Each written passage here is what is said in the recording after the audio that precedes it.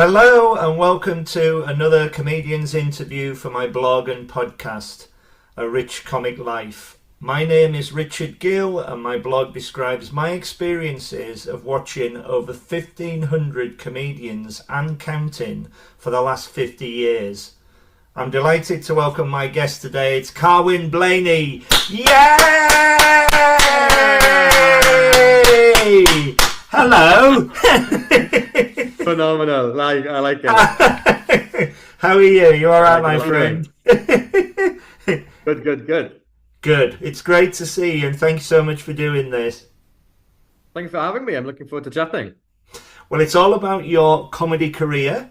It's going to be an interview about 45 minutes to an hour.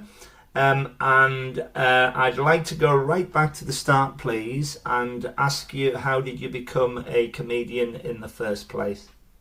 Well, before focusing on comedy itself, I worked for a theatre in Right. Aberystwyth, and it was work that I really enjoyed. And on whatever work I did, I'd try and bring elements of comedy into it. If I was directing a play or writing something or acting in something, I'd always try and bring comedy into it. And but growing up in the countryside, you don't have loads of opportunities to do comedy, particularly stand up.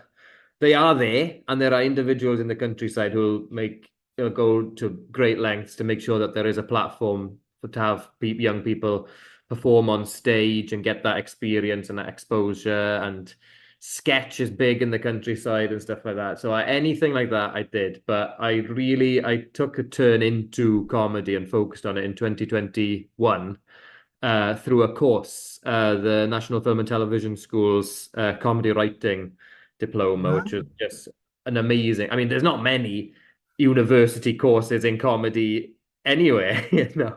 So this was a very competitive course. I got a place on it, and I was chuffed to bits. And that was more script based. That was more writing narrative comedy or writing for panel shows or writing Yeah. for radio. And it was through that, then through meeting stand-ups on that course, that I thought, well, if I'm gonna give comedy a real go, I want to try stand-up.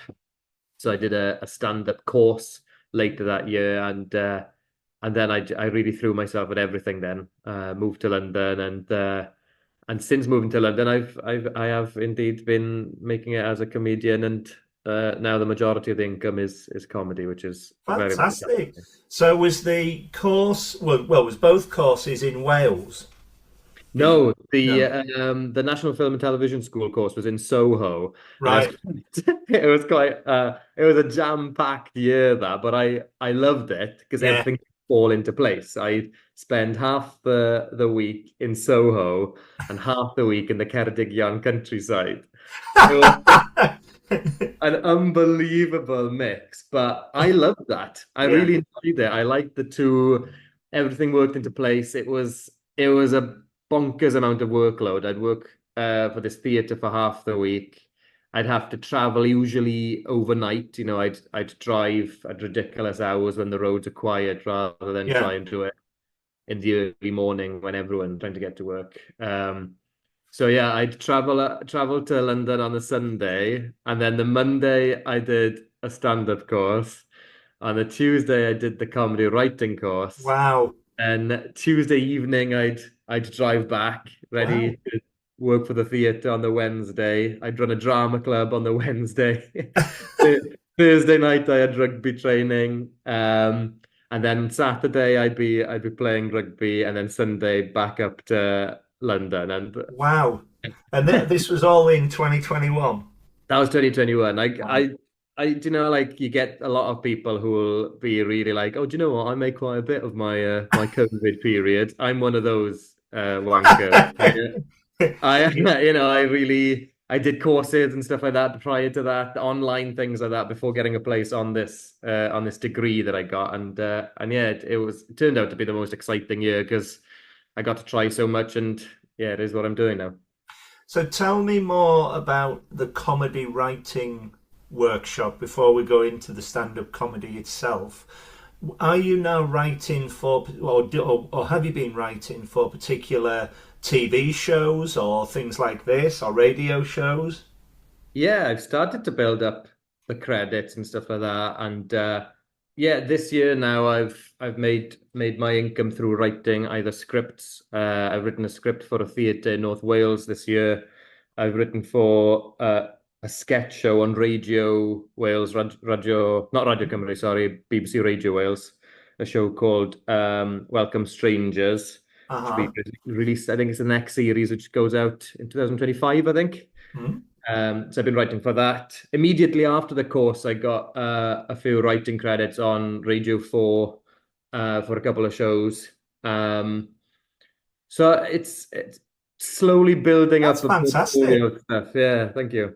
The reason I asked that is I used to go regularly to the Now Show and the News Quiz, and I know a Yeah. lot of the comedians develop their writing skills writing for them, and particularly there's a comedian called Ian Smith who's doing very well at the moment, who is just Yeah. seems to be building his way up. He started writing for them, and then now he's presenting it, or he's a guest on it, which is great. So I can see that with you as well because you're very funny.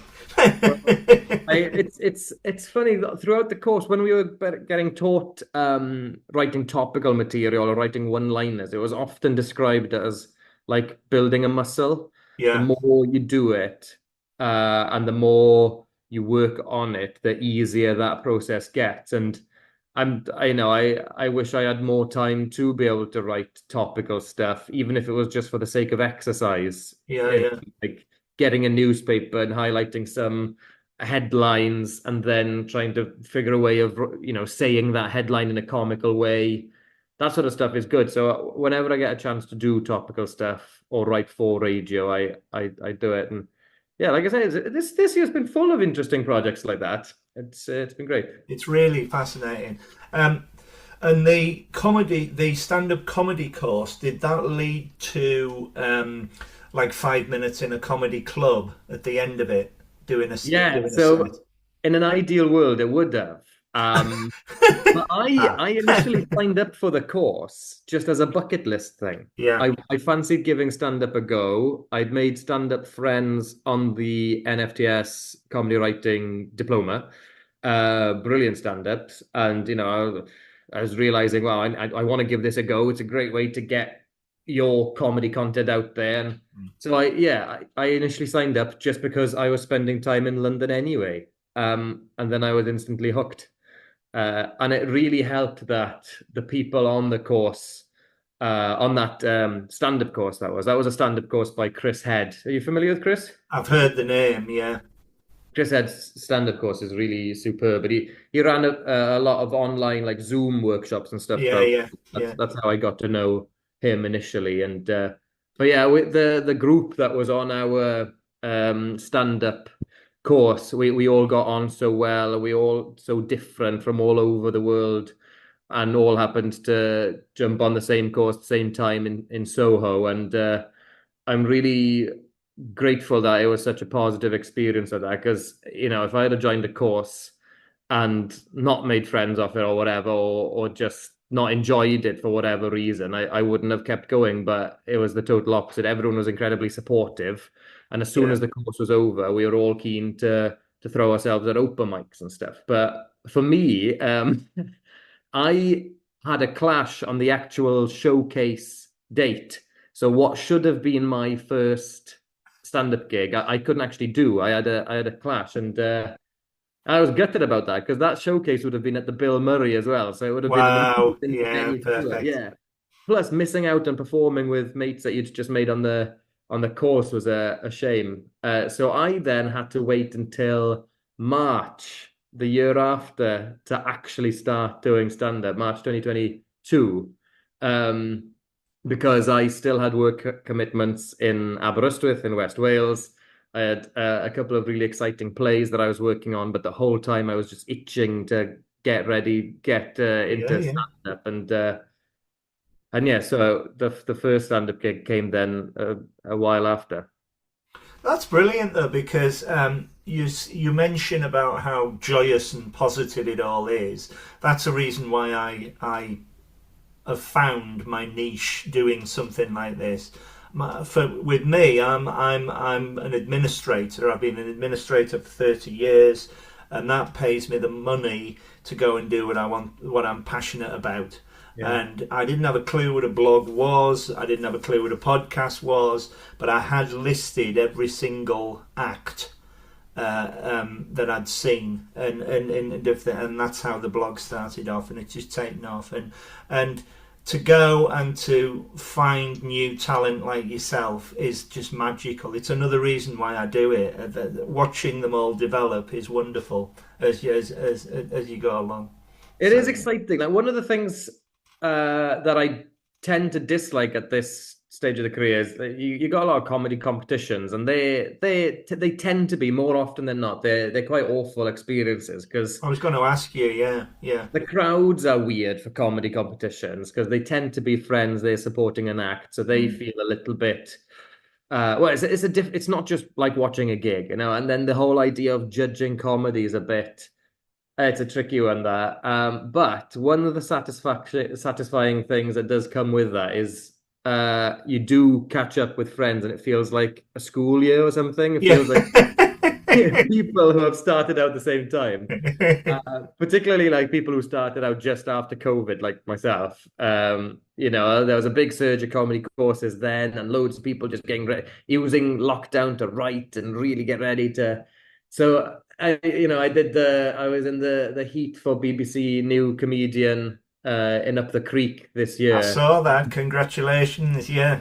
Thank you very much. And just being in the room with so many mates that had all started out various times, and you got to know it, it really feels like a school year, and it's like a reunion or whatever. And that is very fun. It's great seeing your mates then end up on television through it or whatever, you know, people taking off. And yeah, it is fun, that. Do you think with competitions, do you think they're a good thing if you win? Does it help your career at all, or is it just the exposure?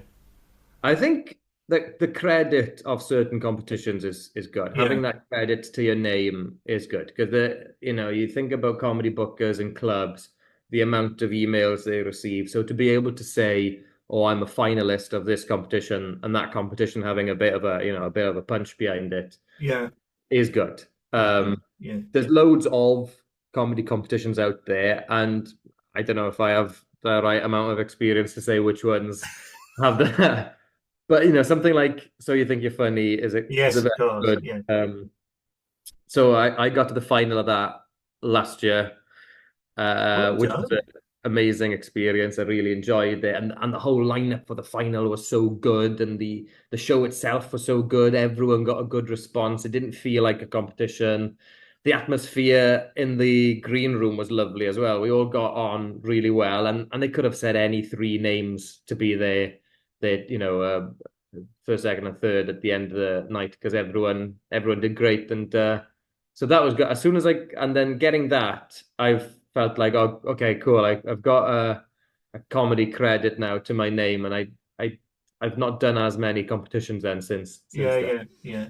I had a go once. I tell many a comedian this. I had a go at stand-up comedy once. I can remember the jokes from the comedy nights that I've been to.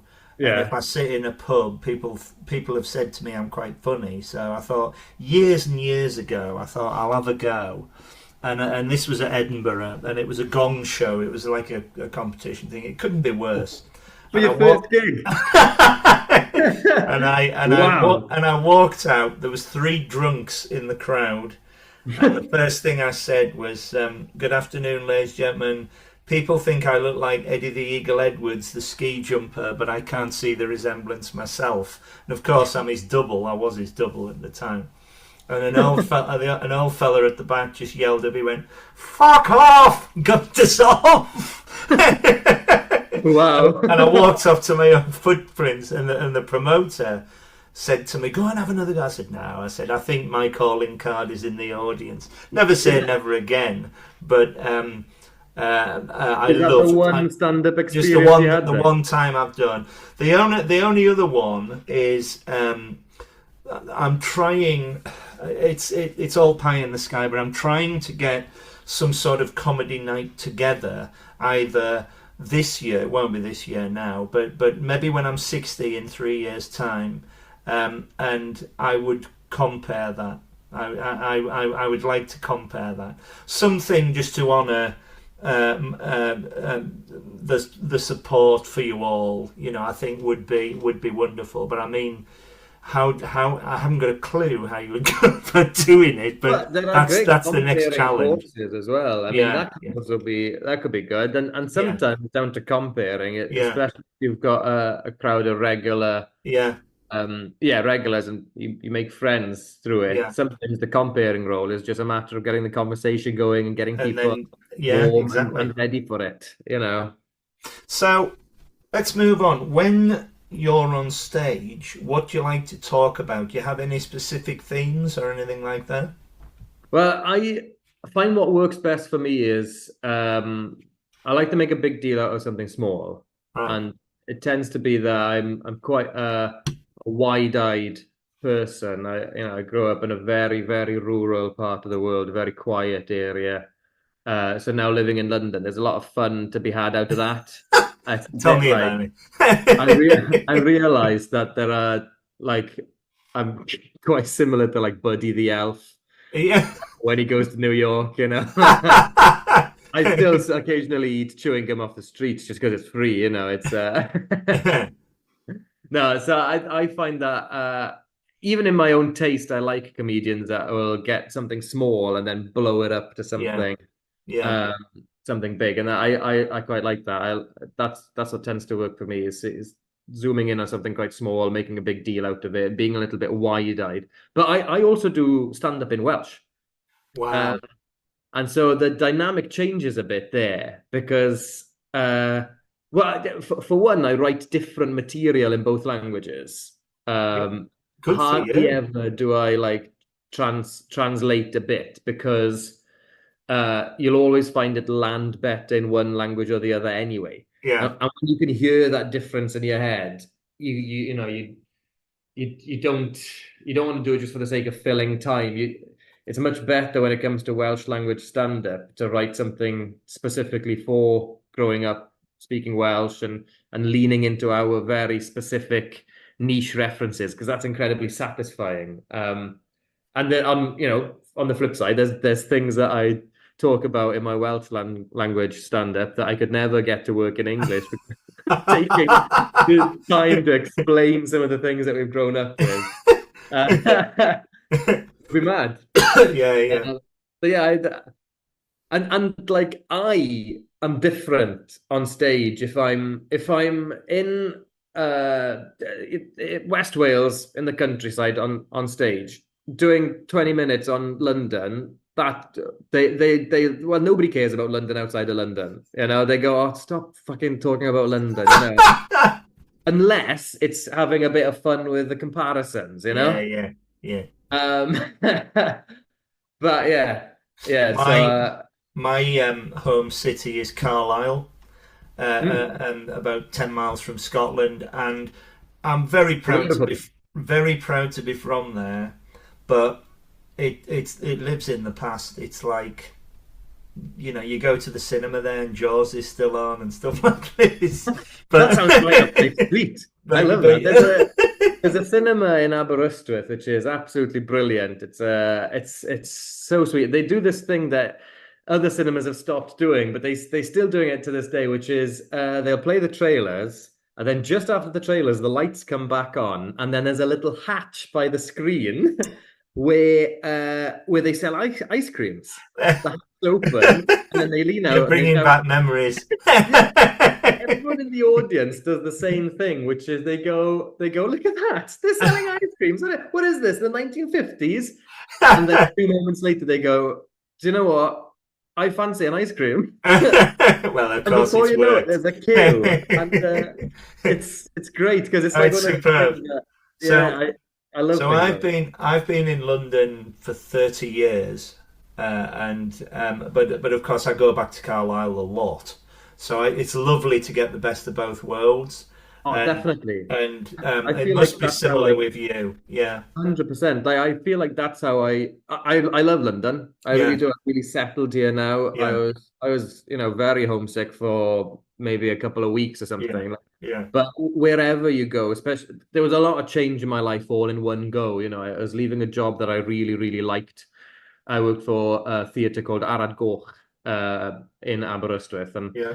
and the team of people there they're the best. They're the best, and the work is so good and so enjoyable. But I knew that comedy is what I wanted to do, so I had to move to a massive city. I wanted to become freelance rather than I didn't want to move away from a job that I liked to have a job that I didn't like just for the sake of trying comedy, you know. So Yeah. Yeah. Yeah. I, Yeah. It's I fair and I've enough. managed to stick at being freelance ever since, which has been difficult but satisfying and very rewarding. Having the flexibility is good. Yeah. Yeah. I was homesick for a start, but when you found your bit, you know, where you go for a jog, where you do your little shop, where you pick up milk, where do you do your big shop, where you know whatever. Once you found your little bit, yeah, I settled and It's but so like good.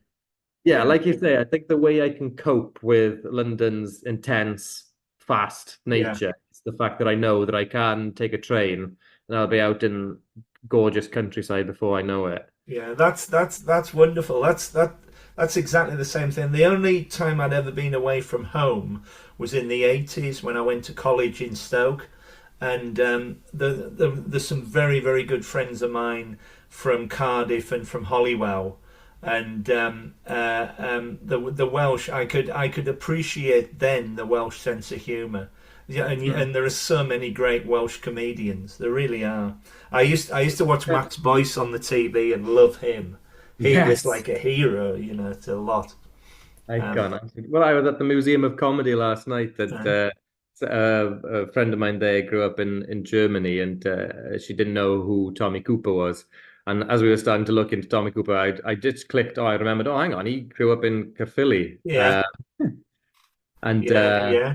yeah, I think you get a lot of characters in Wales as well. Lots of really fun. I think every village has numerous characters. Every pub has that local that you just look forward to catching up with because you know they're going to be hysterical. Yeah. It's great. It's so good. Tell me about your writing process for a routine or a show. How do you go about saying what you're going to say?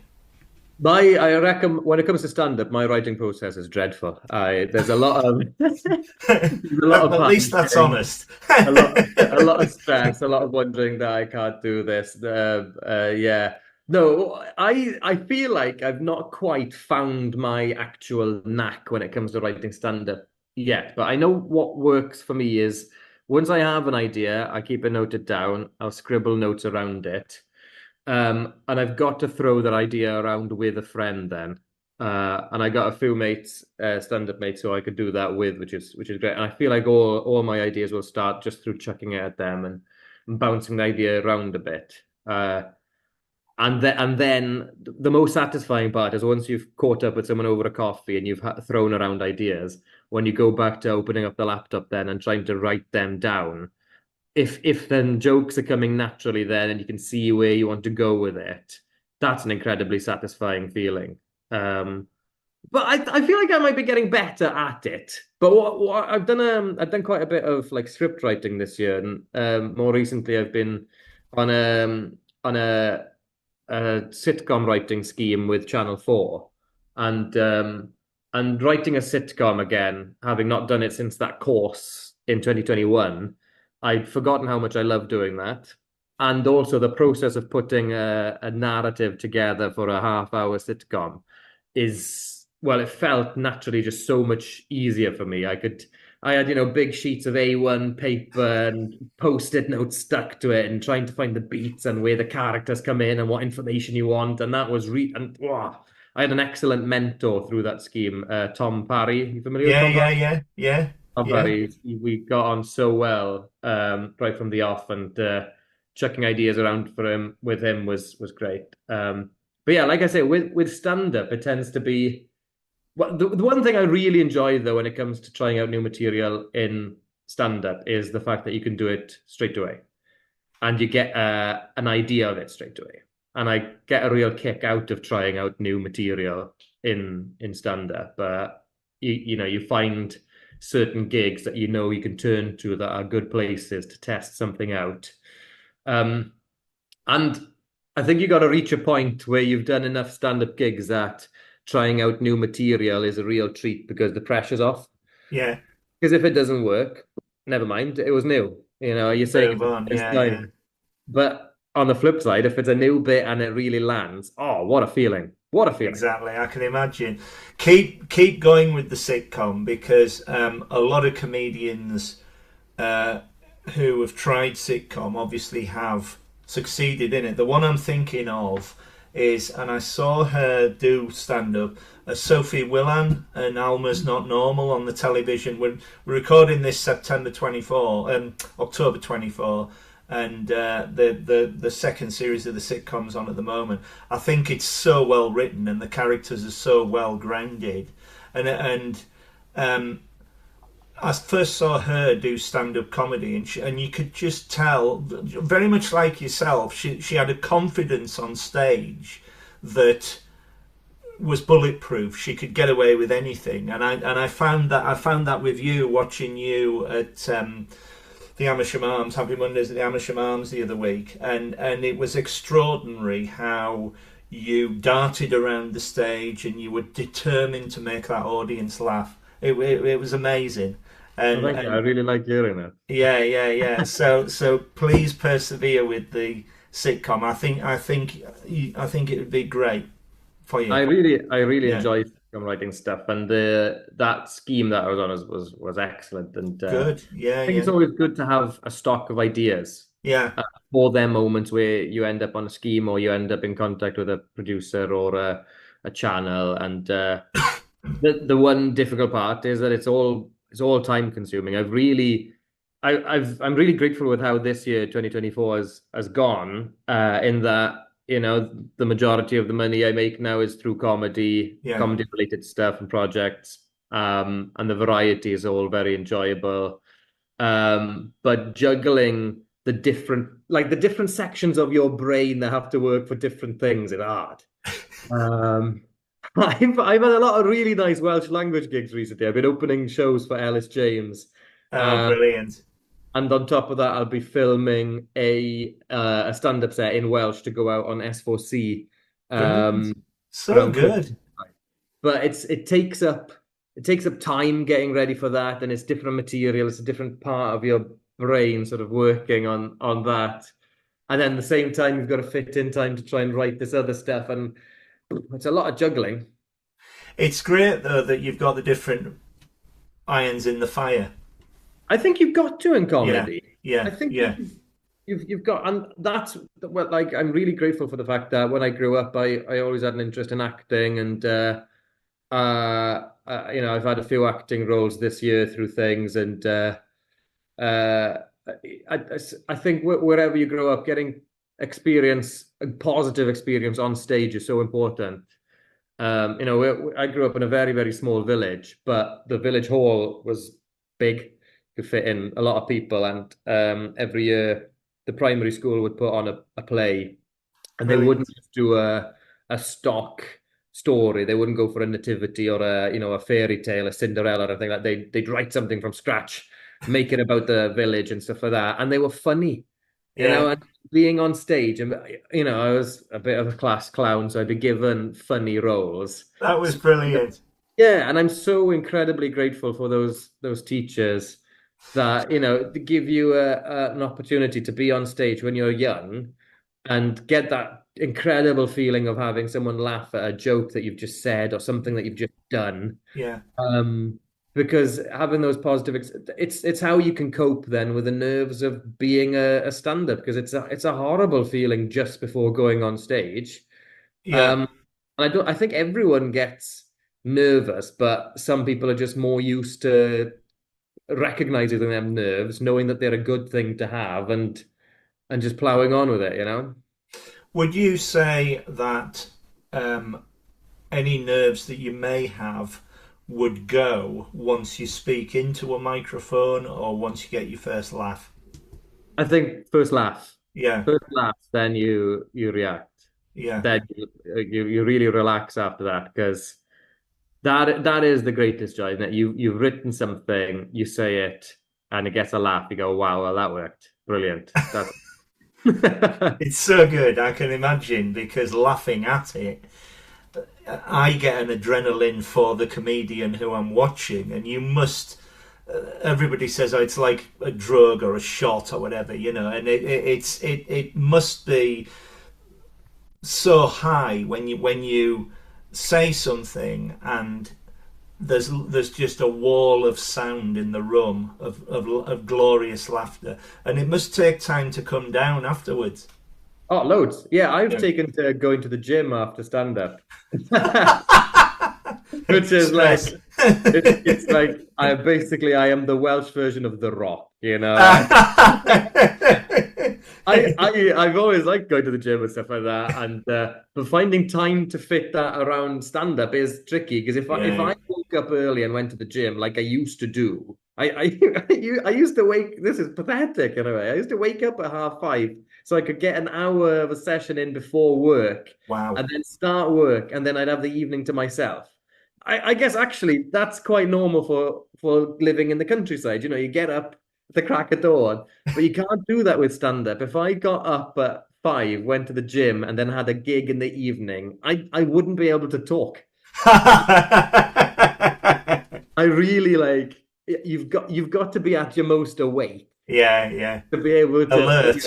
yeah, be alert and be able to react to stuff. I've done things before where I've had a gig in the evening and I, for whatever reason, had to get up at 5 or 6 that morning and thought, oh, I'll be fine. I like getting up early. Oh, it's great. And then you get to the gig and you can't feel your face. Um, Yeah. So yeah, I found that going after the gym, after the stand-up gig is a good thing because you got that adrenaline. yeah. It's a bit quieter then. It's a 24-hour gym. You can be there at midnight and just smack out a half hour of whatever, a few different things, and then yeah, you've done that nice little transition then from the buzz of being on stage to then getting ready to go Getting to ready bed. to go again. Is that how you cope with any nerves? I was going to ask you, do you still get nervous now, having done it 2 or 3 years? I will always find a different reason to be nervous. Right. I, You're if fine here. anything, You're fine here. Please tell me you're fine here. oh, I'm shivering. Below the camera, I'm just terrified.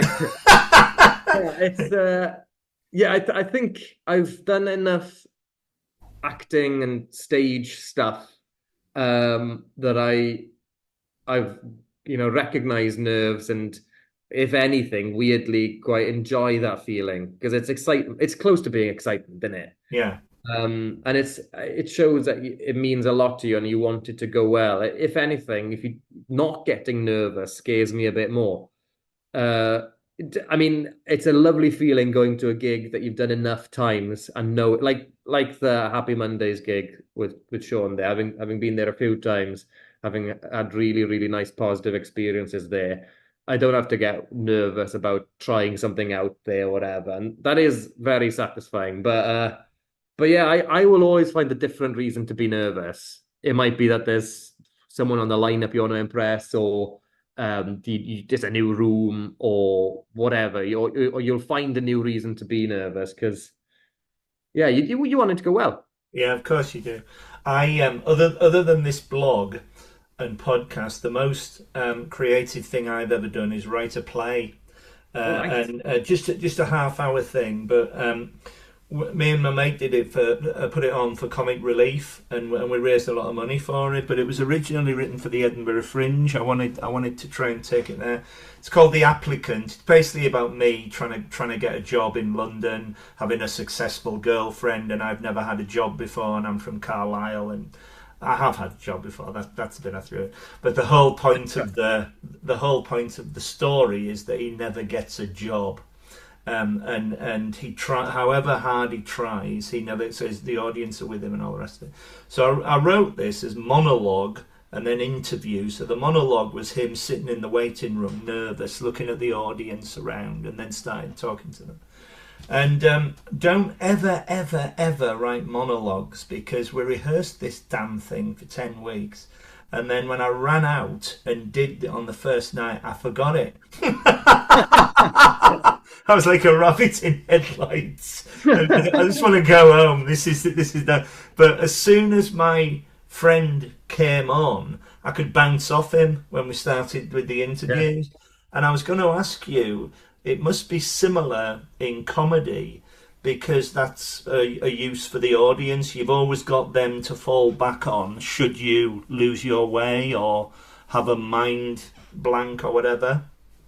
Yeah, I think there's a few like I feel like there might be a few stock sentences that can fill up a bit of time that are really I'm not like I'm not trying to make I'm not trying to like shit on that or anything, but you can recognize if someone goes, "What else can I tell you?" or Yeah, yeah, "What yeah, was I gonna say?" or yeah, "What else been happening?" yeah, yeah, yeah.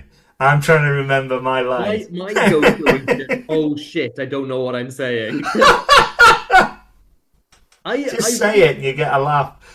Yeah, I've if any yeah, I don't I've seen people blank and oh yeah, it's a horrible, horrible feeling. It is horrible. You just want to go up and You really punch them. feel for them. You really Yeah. do. Yeah. I don't think I've ever had it badly like that.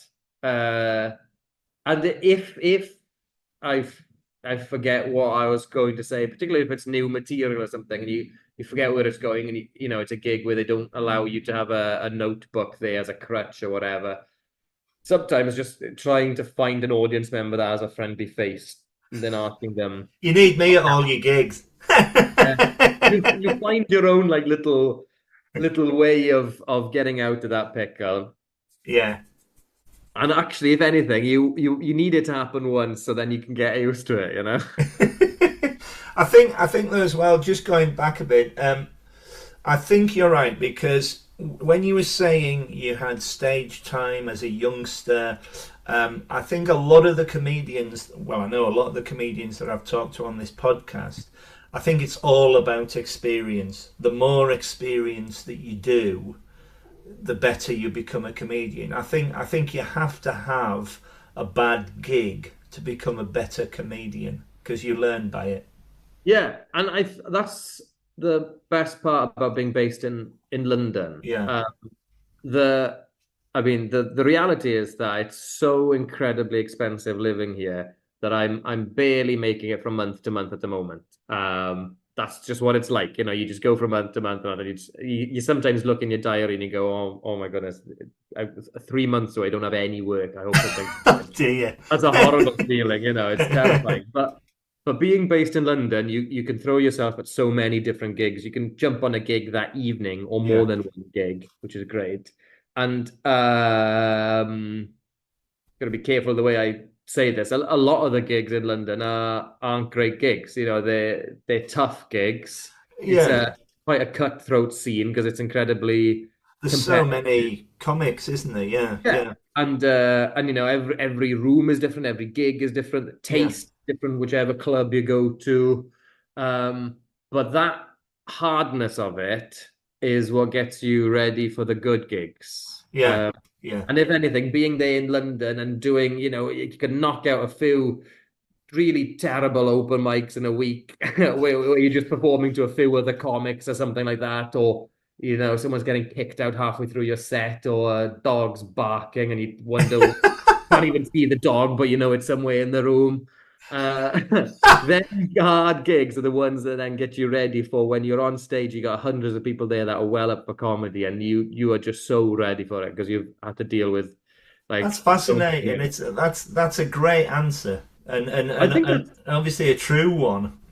well, you got to find a positive way of looking at them hard gigs, you know. Well, all I can say with my play, we did three shows, and shows two and three were word perfect. Oh, I learned from my mistake. I sometimes even would go as far to say that anyone could smash a good room. You know, if you've Yeah, got 400 people crammed into the perfect space ready for comedy. The MC is amazing, and everything about it is just you got real laughers in the audience. Anyone could go up and smash that. That's a bold state. That's a hell of a bold statement. Is But that a it takes regular? far more it takes far more work and graft Yeah, and talent chucked in as well to get a small, tough, distracted room going, you know? yeah, yeah. It must. You have my utmost support for getting up and doing it. It's amazing. Following on from that, how do you remember all your routines? Do you have a notepad? Do you have them on your hand? Do you have the points in your brain that you can pick up, or how do you Um, do it? I think having an acting background's good when it comes to I do learn things quickly, Right. uh, lines and scripts and stuff. The one drawback to that is I got to be careful that I don't end up too scripted or too constrained to certain wording or whatever in stand-up material because you want it to be very conversational. And Yeah. I certainly, when I was starting out, really felt stuck to this is next, this is next, this is what I say next. You got to be careful like that. So the learning process isn't so daunting. I was in this scheme that I was on recently. I was acting in my friend's idea, which was a really brilliant couple of characters. Essentially, it was a sketch, but it could have easily been a scene out of a sitcom or something like that. Yeah. And the characters just superb. Two really upbeat funeral directors, absolutely hysterical. Written by Carol Burke, a brilliant Welsh stand-up who's absolutely smashing it at the moment. And and yeah, it was really satisfying. We performed it in Machynlleth, and it only took a few days for me to just have the whole thing locked in, and I was Brilliant. pleased with that because when it's there, then you can play with it. Yeah. Yeah. Yeah. And then we were performing it again then at Aberystwyth Comedy Festival at the start of this month. Wow, what a month it's been! It's been rammed. Um, but it was so satisfying then. I recorded what I tend to do when it comes to learning script is I'll record the other lines and leave spaces long enough for me to say my words then in between. Right. And I'll play it in the car and I'll just talk to myself. I'll have a conversation. And it came back so quickly. That's a nice feeling that. Yeah. And when it comes to stand-up, just jumping back a little bit, when it comes to stand-up, I was talking to a good friend of mine, a fantastic comic called Dame Buckley. And Yeah. we were talking about how you get to a point with stand-up and having material where it exists in your head as certain little chunks. And it's almost feels like a bit of a map. And it's a really nice feeling when you've got enough experience, you got enough material to turn to that you can decide what you're going to say in the moment, and you're there on stage and you're saying one thing, but in your head you're already loading up the next little Yeah. chunk, Yeah. Yeah. next bit Yeah. where you Yeah. think, oh, I can go here next. Um, It yeah, has to be it's a nice feeling. spontaneous, doesn't it? It has to give the feeling of spontaneity, as though you've Yeah. never done it before. I think that's the hardest bit. That's Yeah. probably something that I certainly need to improve on, amongst many other things. I, But you're, some of the that's very not good true. comedians, some of the very good And you comedians, know when it. some of the very good comedians, you'll feel like they're just telling it to you for the very Yeah. first time, and something that seems riffed is not. It's Yeah. Yeah. that's a very it's no surprise that so many stand-ups just have a natural knack, sorry, when it comes to acting. Yeah, yeah, yeah, yeah. Let's move on. I'm very fortunate to be able to go to the Edinburgh Festival every year. It's my holiday. I go for a week. I see about 50 shows, and by the time I come back, I need another holiday. Yeah, because I'm it's all, exhausting. I've branched out in the last 2 or 3 years, and I love to go to different places. You mentioned Aberystwyth, and that's on my list to go to the comedy festival. I missed it this year, but I am going to Hull in November. I go to Hastings every year. I go to Leicester. I go to Brighton, and I do a lot of them. I go and see all the comedy in the different places. Can you tell me about your experiences in particular of Edinburgh or any of the fringes, notably as a punter and then as a performer? I can, but I want to add one to your list first. Please do. Have you not been to Machynlleth Comedy Festival? That's another one that Oh, you've that got I to have. totally Yes, I've see it. heard this is amazing, but Yeah, and I I've don't know also if heard you've it's is it quite difficult to get to? of course it is. Right. I mean, transport as soon as you get to thanks to our good friend Margaret That's another one Thatcher I in must her go time, to. Yeah. transportation, the closer you get to Wales, just gets worse and worse and worse. She really, yeah. But Anyway, that, yes, don't get into sorry, all that. yeah, that is the other big one. That's But the other big one. it's comically bad actually. The transport, like you get on a nice train in Paddington, which probably doesn't leave on time, but sometimes it does, and that's a miracle. Yeah, And yeah. then the further west you go, you cross, and then you go into Wales. Then suddenly the carriages start getting left behind, and then you have to transfer onto a train that was probably converted from an old bus. And you look at the back, and it's pushing you along, and it. But it is worth Yeah, getting to. it's certainly worth the Yeah, trip. that'll I be don't next know if year, I've hopefully. mentioned, but I'm That's Welsh. May time, Um, isn't it? The Playtime, yeah, Macfest May time. yeah. Yeah, I've yeah. had a lot of people, when they clock that I am Welsh, they'll say, "Oh, Machynlleth Comedy Festival is the best festival in the world," and Wow. I always feel like they're saying it to me because I'm Welsh, and they really enjoy it there and whatever. They're just exaggerating. But I've heard it now mentioned on so many different podcasts I've and heard it's superb. Yeah, yeah. yeah, the So amount of that comics is that tell me definitely they on the love it. list. That is Yeah, definitely on the list. What about some it's a of the gem. others? It's an absolute gem, that Yeah, festival, because I mean, it's so small that you can walk to every place so brilliantly that it's got enough of a reputation that the audiences know comics are going to be trying things out. So it's an incredibly safe space to do your first hour before you take it to the fringe. So that's yeah, brilliant. Yeah. it's very good. My Edinburgh experiences then I've been twice. Right, um, as a comedian, and I've not really been as a punter before comedy because COVID right. clashed. Of The course. one year where I was hoping to go and watch things was 2021 when it was a hybrid festival, was it? It was, there was Yeah, about it two. didn't really exist for Nah, two or 3 years. They couldn't do anything. I think they had one show on, or they tried to put one show on, and they couldn't do it. yeah. Yeah, So I don't have I don't know what it was like before COVID or anything like that. I love the Edinburgh Fringe. I really do. It is very it's amazing. yeah, it's unique and it's a lot of fun. And so the last year I went for a week.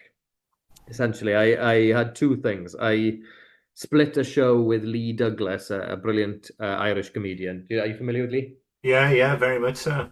Excellent. And so we were both, we wanted to do comedy at the Fringe for the first time. We were doing it for the first time together. We did a split show, 20 minutes each, for a week.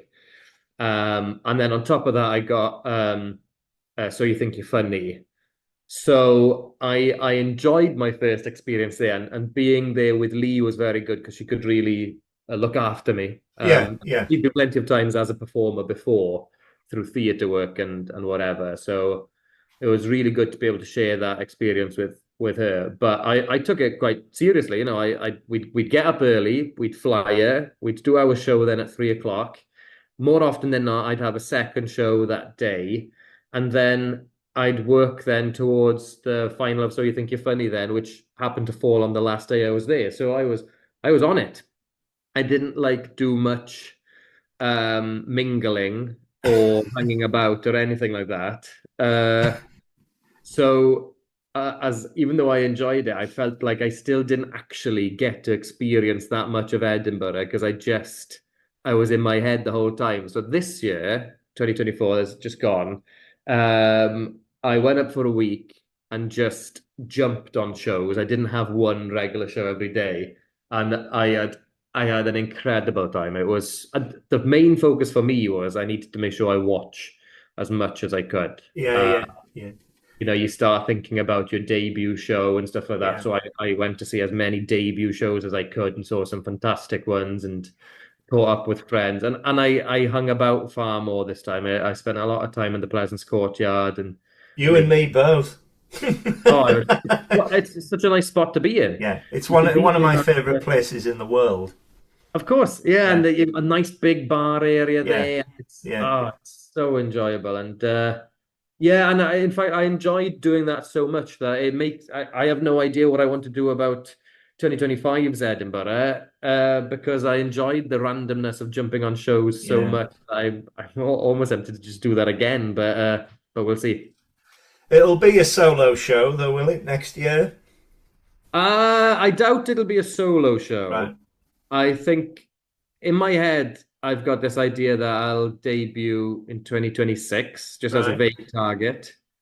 Um, but the time's going incredibly fast already. I wouldn't want to rush and not do it when I'm not ready.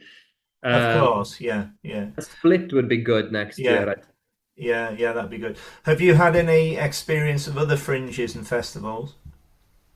Not many. I've not done Leicester, which is another big one. That's February this year. It's in 2025. That's normally the opener.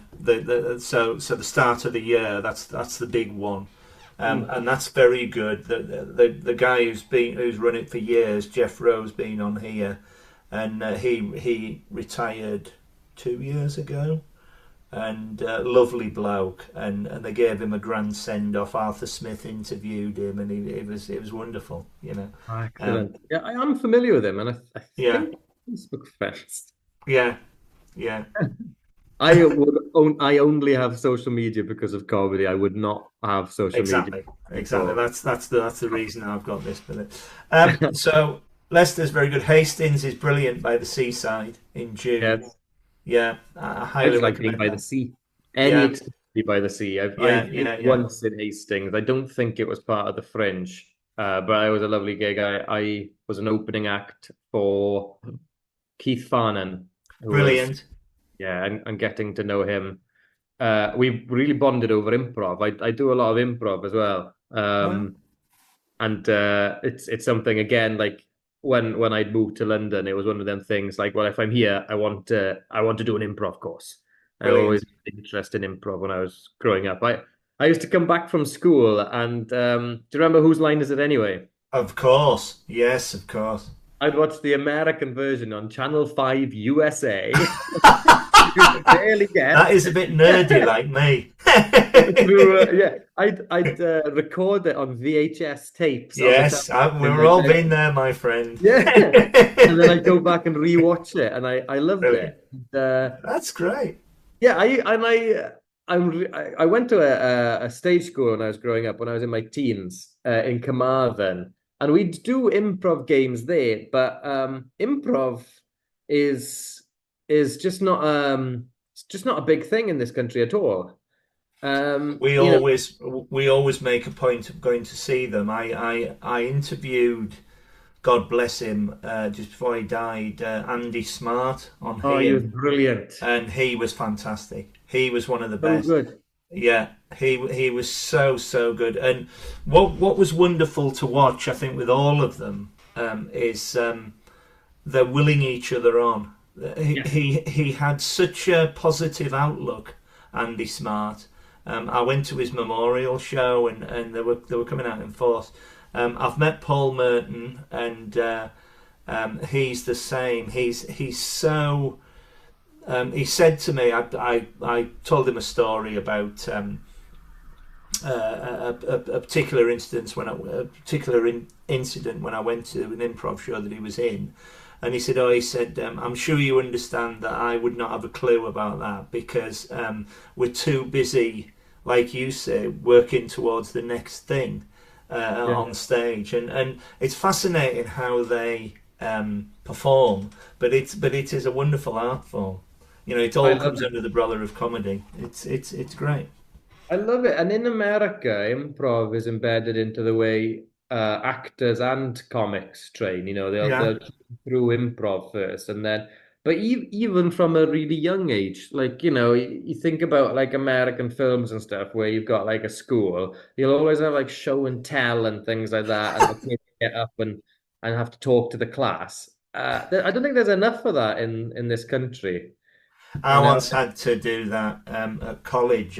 We had to stand up and describe anything to the audience.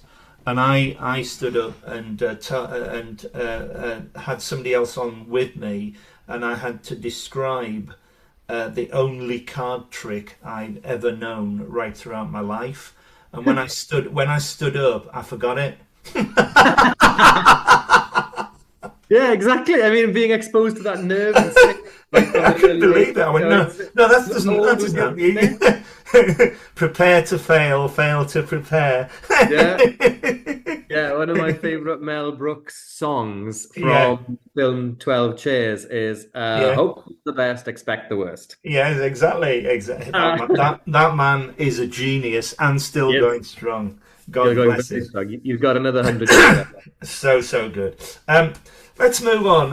Who makes Carwyn laugh? Who are your favourite comedians, past and present? Did you have comedy growing up? Well, I mean, that's the smoothest transition there. You didn't even have to ask the question because it is Mel Brooks. I grew up watching old comedies with my parents, and I loved it. And actually, when you're in primary school and you're referencing films they've never seen because they came out 20 years before, is at the time it felt a bit weird. It's like, why has nobody seen Spaceballs? How come I'm talking about Blazing Saddles and people don't know about it? And Yeah, anyway, now though, in hindsight, I realize how lucky I am that my parents introduced me to Mel Brooks comedies such a and young. also just cheesy 80s lovely family comedies. Anything John Candy was in. Yeah, I We totally watched them agree. all. Yeah, and it's brilliant. It's really rubbed off. So yeah, I'm a huge fan of Mel Brooks's work and his career, and his it's an unbelievable career. I I've got lots and lots of comedy biographies on my bookshelves over here, and one of them is All About Me, which is ah, Mel Brooks' autobiography. have And you read it yet? what a life he's had! It's What a life he incredible. had! I love. I mean, in the original Office in New York, it was something like Sid Caesar, Woody Allen, him, and Larry Gelbart, who went on to do MASH. I mean, it's just What a insane. generation.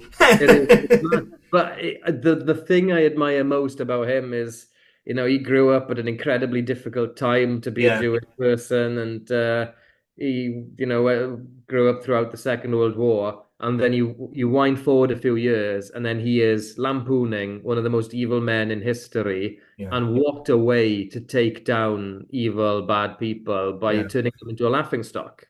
yeah, He and other comics that have done similar brilliant work like that have made, a Nazi salute into something that you laugh at. And yeah. that's you It's can it's genius. such a win, isn't it? Yeah, It's I love Gene Wilder with him as well. He's one of my yeah, favourites. I thought he was an amazing comedy actor. My favourite film comedy actor was Steve Martin, or is Steve Martin. yeah, Um, I love he had a run of about 10 great films with Carl Reiner, and yeah. they were just so bizarre and off the wall. But he was a great comedy actor. He still is. Obviously, he's still going. But I loved All of Me. I loved The Man with Two Brains. I loved The Jerk.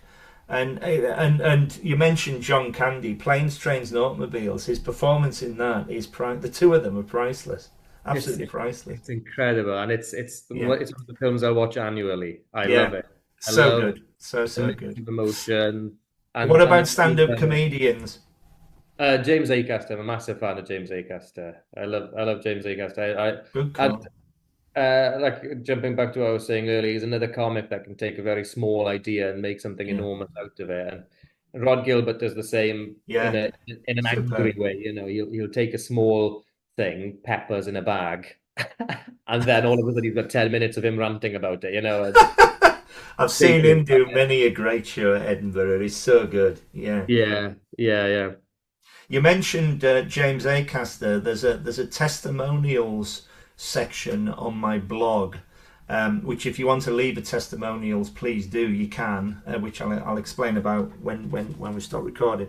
But But James Acaster, I've seen him many times, and he came up to me and my favourite testimonial is from him. He said, "If I was not a comedian, I would happily sit next to Richard Gill and make him laugh all day."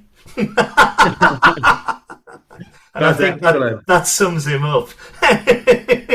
he Yeah. I love this because Billy Connolly's comes to mind as well, where they just take, or Ross Noble, where they just take a word and they fly with it and Mm. they run with it, and that's an incredible skill to have. It really is, you know.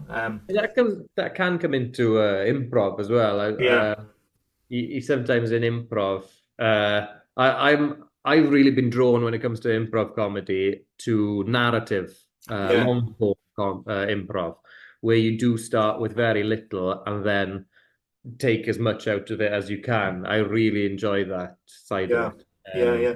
My first ever gig, age 7, was on holiday in Scarborough with Nice. my mum and dad and my brother, and we saw Les Dawson, and he was incredible. He's still top 5 for me. I think his wordsmith and the characters and everything. And a year later, I managed to see Tommy Cooper.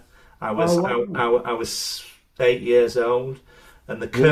the curtains opened, and there's nothing on stage but a bed, and he's lying on it.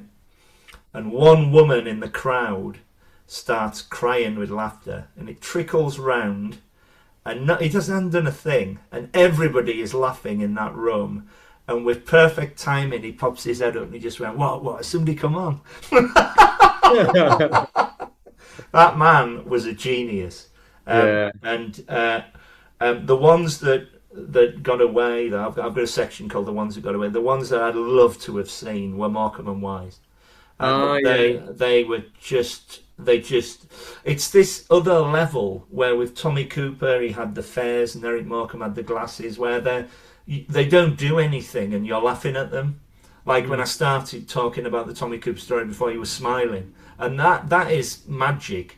There's a play. I don't know whether you caught it at the Edinburgh Fringe, but I saw it on preview. The Last Laugh, where there's 3 actors. One of them is playing Tommy Cooper, one of them plays Eric Morecambe, and one of them plays Bob Monkhouse, and they all meet in a dressing room. Uh, Mm. and go and talk about the comedy life. It was the guys who played it were superb. They were Oh. so on the ball, and I hope it gets to the West End. So I saw him, and then I saw all the comedy greats. The first time I came to London, my first comedy store bill was Linda Smith, God bless her, um, Richard Morton, Phil Jupitus, and that was it. I loved to go at least twice a week. But then I found comedy clubs, I found the Fringe, and it just took off. And it's such a joyous medium, as I said at the start. You know, it's such a wonderful thing. And thank you for all you do, because I've seen you 2 or 3 times, and you are always hilarious. You are determined to make that audience laugh. Well, thank you so much. I'm really enjoying it, and it is one of the most satisfying things. It And is. It is. I've always had an interest in it, and as an art form, and Yeah. through my Very theatre much so. work, using comedy not just for the sake of light relief, but for actually catalyzing other emotions and other thoughts and feelings. Very So much so, yeah, yeah. Sitting on a front row, which I invariably do, and I never did, because I always used to think my laugh, which I should ensure carries. Yeah, if I sat at the back, I thought, but then, 10 years ago, I thought, no, I'm going to sit the front row. Now I won't go anywhere else because I love it when they join in. Then, oh, hello, Rich is here again. And, they know they're going to have a great time. And it's just magical. Well, actually, on that though, I'd say that audiences are different wherever you go, and Yeah, noticed through doing gigs in Wales and in England that it tends to be that um, crowds are really positive and up for it in Wales, but they're also equally terrified. Uh, I did a gig recently in the Barry where it was a lovely venue, a really well run night, and clearly a good reputation because about three-quarters of an hour before the show, people are already starting to filter in. And I was thinking, oh, excellent, we're going to have a warm, full room. It's going to be great. But then it turns out I overheard some of the people coming in early, and they were saying to each other, yeah, we like to come early because we like to grab a table at the back, which is which is so odd that they enjoy comedy, but only enough that they want to sort of experience it from afar. Wow. And it was a big room as well. So they were like, just so they can have a nice, just so they could be near the toilets, I guess. I don't know. But I do find that Welsh audiences tend to be like, I don't know how many gigs I've done that have been billed as sold out, particularly if I'm doing opening for someone like Alice James or something that, it's written down, Yeah. sold out ticket. Then you get to the actual stage, you get to performing, and there's no front row. Instead, they've just been so terrified of the idea of being quoted or whatever, but they've just That made that their must own be new so row of disheartening. it, it's weird because it's yeah, I don't know what it is. I don't know what the right Yeah, word is. Timid maybe, or yeah, yeah, yeah. it's not everywhere. You go into the valleys and certain clubs or pubs or whatever, then there'll be very raucous gigs. Yeah, yeah, yeah. But more often than not, I found that Welsh audiences tend to be about half a mile away and crossing their arms just because they, like very reserved people. Um, If you're on a bill of 5 acts, say, and hmm. you're on first, would you stay and watch the rest of the act? Oh, it totally depends on the show Right. and the circumstances. I feel bad when I do have to leave on right away, but more often than not, you've got to because of transportation. Or another scenario is it. I love being able to double up. It is Yeah, a I was just going to say you might have two or three in one night. yeah, Yeah, because the real joy there is saying something that you've tried out, which is new, and going, "Oh, I said it this way then. Do you know what? In half an hour, I'll say it just ever so slightly different." yeah, That's a really nice feeling. But I also do know that that is an absolute headache for the MCs of the different shows. So, and you don't want to rattle people up just for the sake of your own, stage time and anything like that. But I appreciate your honesty. some people fair play, they are more than willing that you're going to double up, and Yeah, that is great. But you don't want to be causing other people's no, anxiety. Particularly if in London you jump on a tube and all of a sudden the tube stops and yeah, what a horrible and feeling. you're late and you're all yeah, oh, Yeah. horrible. Like me, do you go to a lot of gigs as a member of the audience, or did you before you were a comedian? Well, when I'd just moved to London and I was feeling homesick and I was missing home and it was a strange feeling that I'd just landed in London. I could have done anything. I could have started getting my room ready. I could have started writing. I could have whatever. I could have explored the area. But I just had like this strange sort of just no desire to do anything. I was just sitting on the sofa thinking, what have I done? Why have I left a job? Anyway, I pulled myself out of that rut by booking to see loads of shows and meeting up with different friends that I'd already made in London. So the first week I was here, I booked in to see a few different things back to back to back, and the highlight then was going to the Comedy Store for the first time on a Friday night, which was from that point on, then I was like, good, this is why I'm here. This is what I want to do. So back then I did go watch enough. And now that most evenings go performing, I do find that it is hard Yeah, to find the time for it. And when I was in Edinburgh now this year just gone, it was my goal to watch as much as I could then. yeah, Actually, I was yeah, prioritizing that over the stage time. So So yeah, it's if you're filling up your diary a lot, it is hard to find the time to do it sometimes. But I certainly do enjoy it. Even I can't go every night. It would be impossible for me. Yeah. I go 2 or 3 times a week, and there is something very, very special about being in the moment, in the room, because you'll never get that again.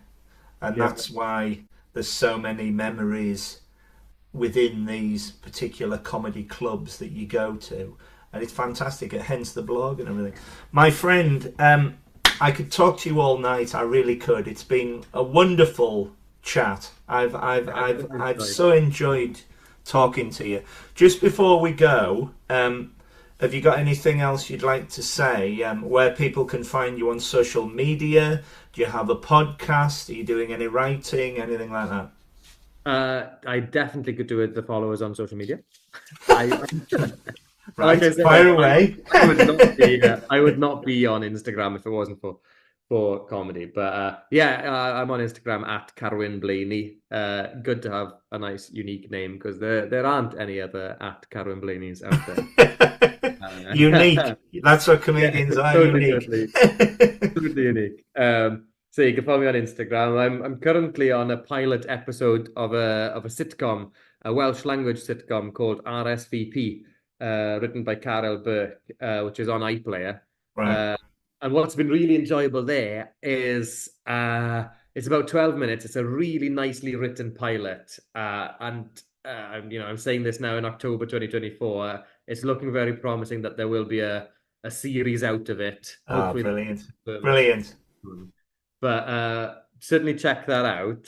It's on iPlayer. You could chuck the subtitles on if you don't speak any Welsh. But what has been really nice is so many English-speaking London-based friends have come up to me having watched it and quoted little bits and it's a really well written That's 12 so minute good. pilot. It's so, so great. Yeah, Yeah. good for you. Good for you. Good on you, Thank you my so friend. much. That's fantastic. Well, It's really, listen, really listen. I wish you every single success. You are such a talented comedian. You've made me laugh like a drain when I've come to see you. You really have, and I'm looking forward to seeing you again very soon. well, thank you very much. Yeah, hopefully you'll be at Happy Monday soon now. We'll try out some Definitely, interviews. definitely, my Thank you friend. so much All for the having me, best, Rich. and I you, really enjoyed it. all the Yeah, best. You take care. yeah. Thanks Ta-ra. now.